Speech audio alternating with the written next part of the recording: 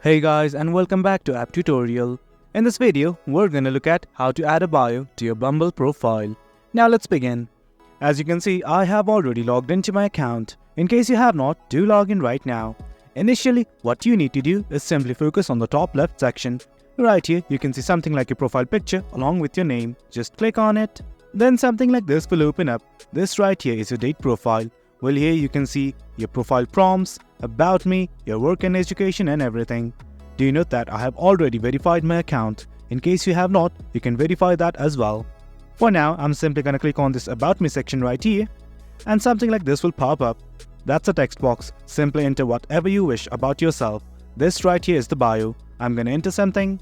And once everything's okay, simply hit on save. In case you don't want to, you can hit on cancel as well. But right now, I'm just gonna save. And guys, that's about it. That's how we add a bio to your Bumble profile using Bumble PC. It's as easy as that. Hope you guys found this video informative, and for more content like this, do remember to hit like, share and subscribe. Your support fuels us. Until next time, thank you.